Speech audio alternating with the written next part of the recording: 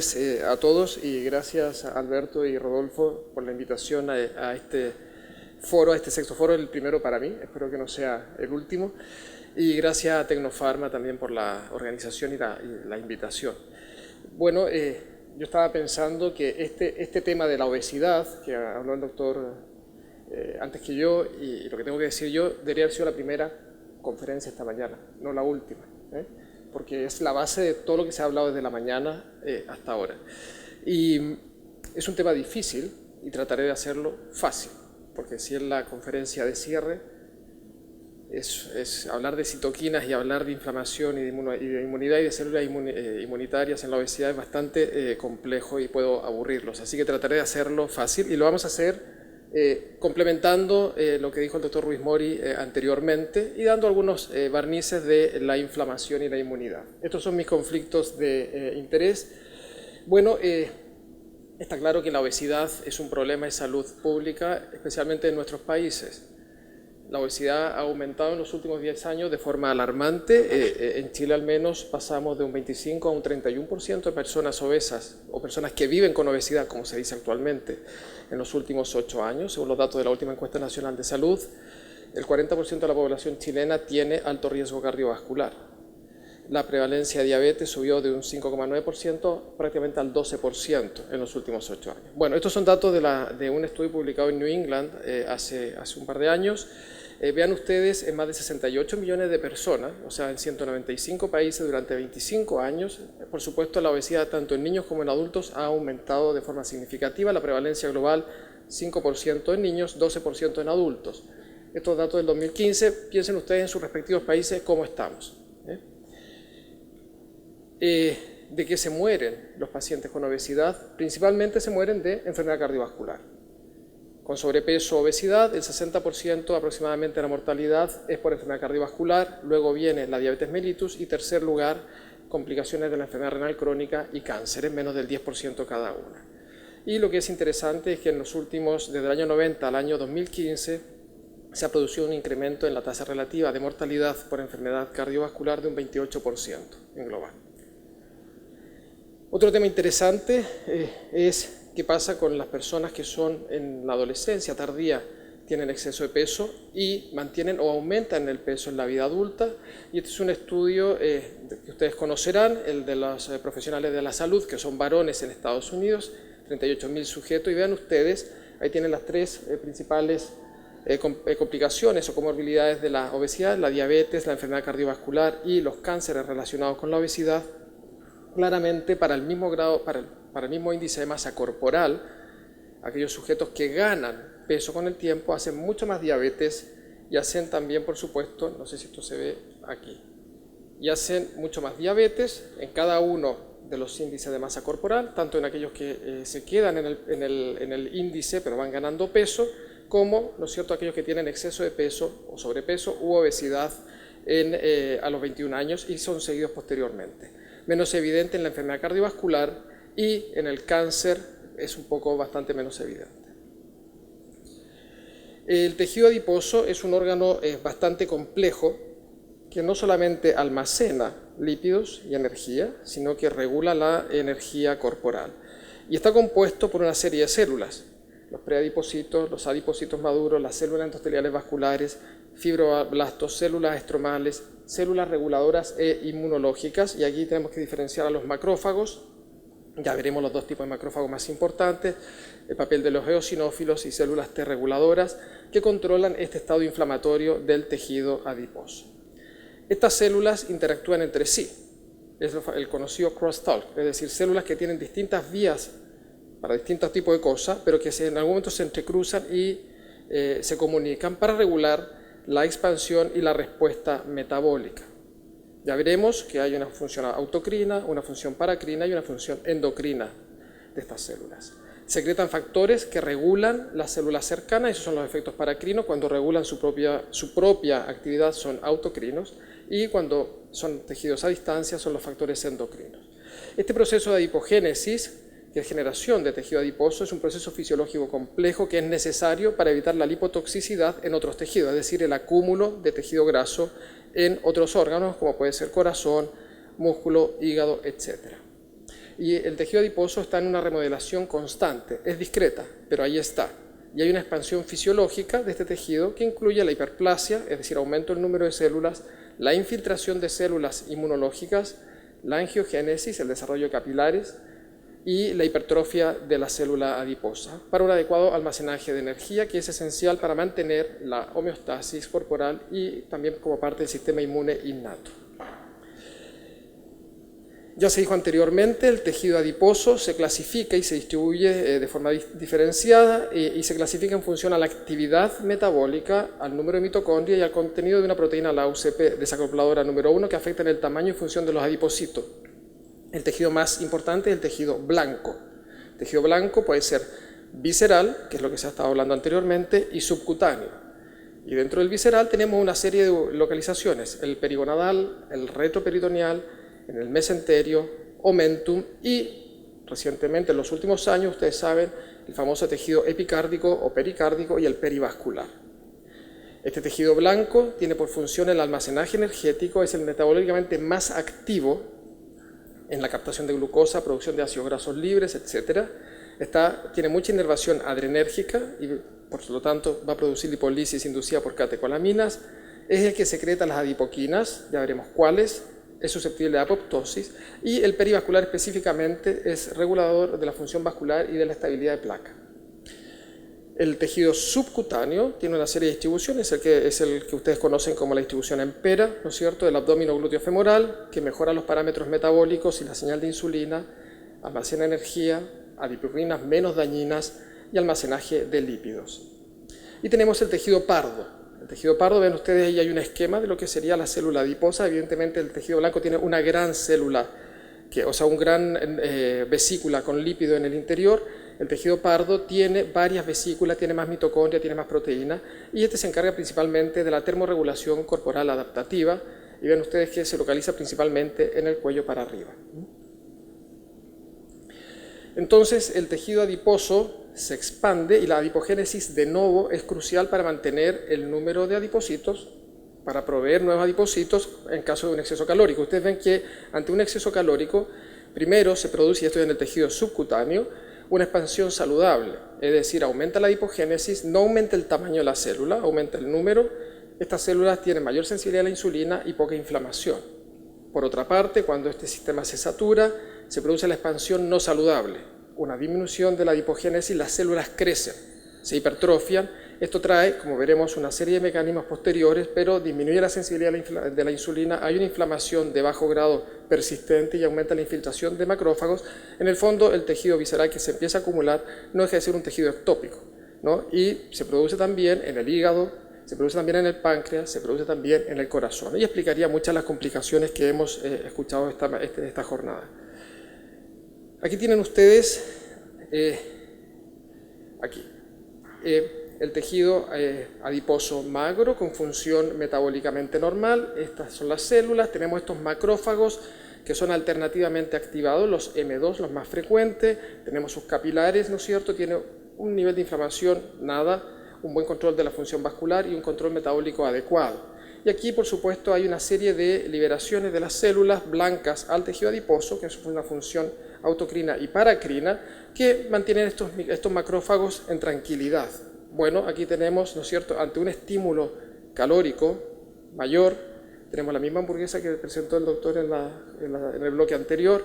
Si le sumamos el sedentarismo, si le sumamos los factores genéticos, se va a producir una acumulación que en el fondo va a terminar, ¿no es cierto?, en una falla en la capacidad de expansión del tejido adiposo, especialmente el subcutáneo, disminución de la angiogénesis en el tejido subcutáneo y una disminución de la adipogénesis, de la hiperplasia, que va a llevar a la acumulación ectópica. Esto lleva a la hipotoxicidad, lo que ustedes conocen, resistencia a la insulina periférica, aterosclerosis, hígado graso, etc. Pero también, ¿no es cierto?, a la acumulación exagerada en el tejido adiposo visceral, que, como ven, aquí hay una transición, ¿no es cierto?, a esta hipertrofia, a esta célula que crece de tamaño, que tiene otra serie de efectos posteriores como la disfunción de la mitocondria, la hipoxia, el tejido vascular es tremendamente importante, los capilares se producen poco y por lo tanto va a haber más tendencia a la fibrosis y va a llevar más a la acumulación ectópica. La infiltración de células inmunes, o sea, la llamada, el reclutamiento y la infiltración por células inmunes, la inflamación, la angiogénesis y el estrés oxidativo y la autofagia. Finalmente, los adipocitos mueren y son coronados, ¿no es cierto?, por macrófagos en estas estructuras que se llaman como coronas, crown-like structures. Bueno, y esta célula hipertrófica, inflamada, ¿no es cierto?, produce una serie de adipoquinas proinflamatorias que están acá. Como se dijo anteriormente, hay más de 660 factores que secreta el tejido adiposo, de los cuales la mayoría no se conoce su función. Conocemos poco, pero las que conocemos, ¿no es cierto?, son las que veremos a continuación. Aquí tenemos el papel de la hipoxia local, ¿no es cierto?, en el mantenimiento de la hipertrofia y de la acumulación ectópica de grasa. Las células que infiltran el tejido adiposo, principalmente todas las células de la línea blanca llegan al tejido adiposo, pero las más importantes son los macrófagos. Hay dos subtipos de macrófagos importantes en el tejido adiposo, las M2, que son las alternativamente activadas, y las M1, que son las clásicamente activadas. En el fondo pasamos de un macrófago que es estable a un macrófago altamente inflamado, con bastante inflamación y que produce una serie de citoquinas, como puede ser el TNF-alfa, la interleuquina 6, ¿no es cierto?, que ustedes saben que son muy proinflamatorias. Y vean ustedes ahí, a su izquierda, lo que sería el tejido adiposo de un sujeto con obesidad insulinosensible, o sea, lo que conocemos como metabólicamente sano, con muy poca infiltración, y a su derecha lo que sería el tejido adiposo, ¿no es cierto?, de un paciente con obesidad y con gran inflamación.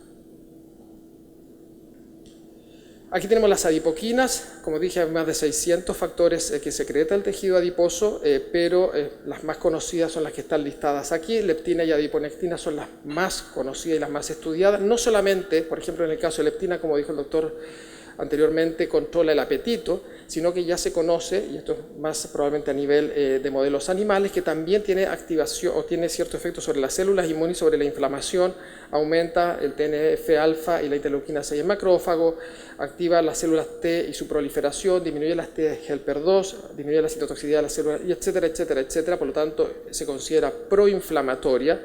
Vean ustedes que la única antiinflamatoria es la adiponectina, de estas listadas que están aquí, que son 6. O sea, la mayoría de estas sustancias, factores o moléculas se producen en distintas células del tejido adiposo y tienen esta acción proinflamatoria.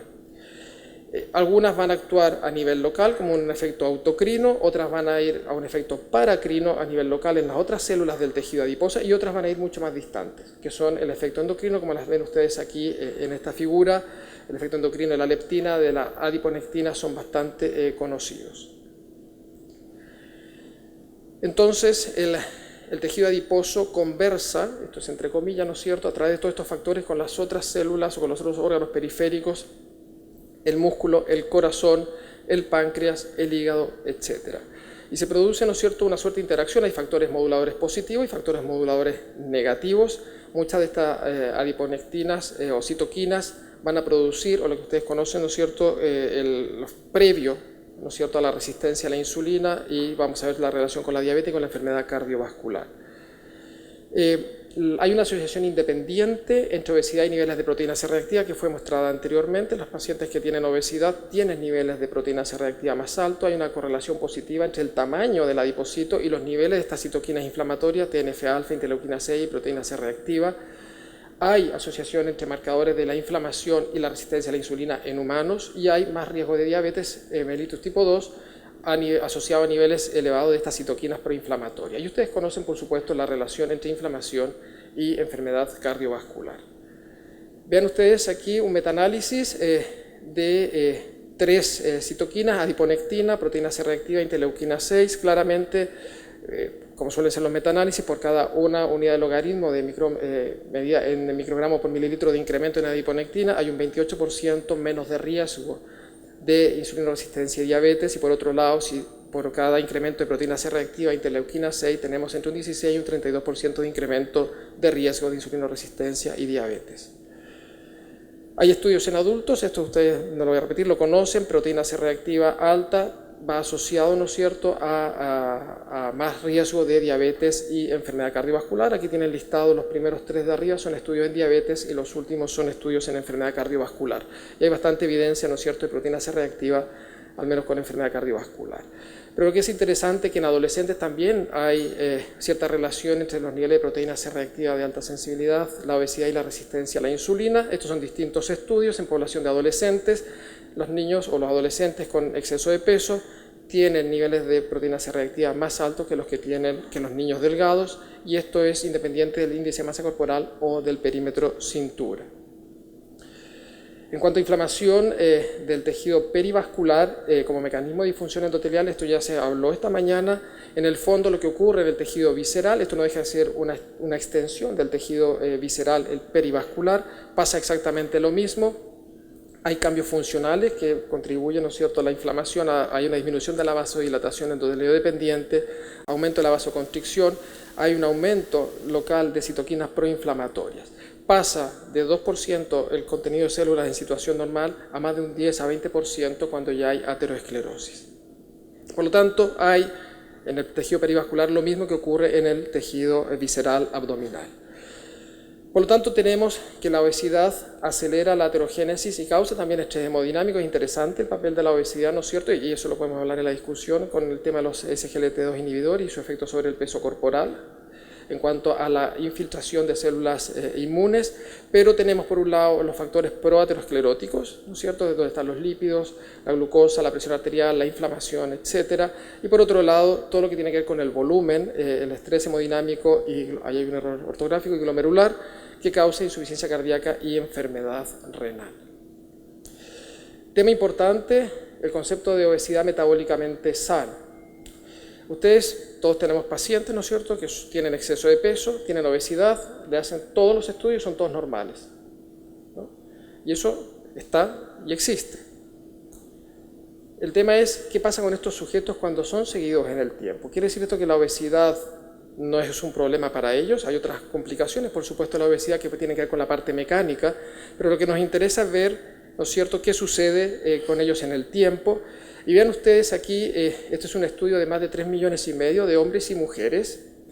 Las alteraciones metabólicas consideradas fueron hipertensión, diabetes e hipercolesterolemia. Vean ustedes que sujetos obesos, sin ninguna comorbilidad, sin ninguna alteración metabólica, tienen mucho más riesgo que los sujetos con normopeso y con ninguna comorbilidad. Por lo tanto, estos sujetos que se consideran metabólicamente sanos, con respecto a ese mismo sujeto sin exceso de peso, tienen mucho más riesgo de problemas cardiovasculares. ¿Y por qué? Porque hay una transición. Esto es un estudio realizado en mujeres, más de 30 años de seguimiento, y ven ustedes que en 20 años el 84% de las mujeres que eran metabólicamente sanas a la inclusión cambiaron y se fueron metabólicamente no sanas. Y eso se asocia claramente en el tiempo a mucho más riesgo de enfermedad cardiovascular. ¿Cuál es el mejor índice que predice el riesgo cardiovascular? Tema que se ha hablado, todos pesamos a nuestros pacientes, todos los tallamos, no todos le medimos la cintura. Bueno, en la guía europea del año 2016, fíjense ustedes, cuando uno revisa el apartado de obesidad, dice, un metaanálisis concluyó que tanto el índice de masa corporal como el perímetro de cintura son asociados de forma fuerte y similar con el riesgo de enfermedad cardiovascular y de diabetes mellitus tipo 2, por lo tanto el índice de masa corporal generalmente es suficiente en la práctica clínica habitual. Y ahí están los resultados del metaanálisis. O sea, para la guía europea del 2016, con pesar al paciente era suficiente. Llevamos 30 años hablando de síndrome metabólico, de perímetro cintura. En el 2019, hace poco, salió publicado, esto fue presentado también esta mañana, ¿no es cierto?, un documento de consenso donde está la Sociedad Internacional de Aterosclerosis y otros grupos, para decir que la grasa visceral es tremendamente importante y que tenemos que disponer de medidas, ¿no es cierto?, de grasa abdominal de alguna forma, y va a salir publicado dentro de poco, ¿no es cierto?, que una forma sencilla es el perímetro cintura, lo que conocemos desde hace 20 años. Por lo tanto, hay que pesar al paciente, pero también hay que medirle el perímetro abdominal. Y aquí tienen ustedes que en sujetos sin diabetes a la inclusión, pero con obesidad, seguidos en el tiempo, aquellos que tienen más grasa abdominal, este es el estudio de Dallas, tienen mucho más riesgo de incidencia de diabetes en el tiempo.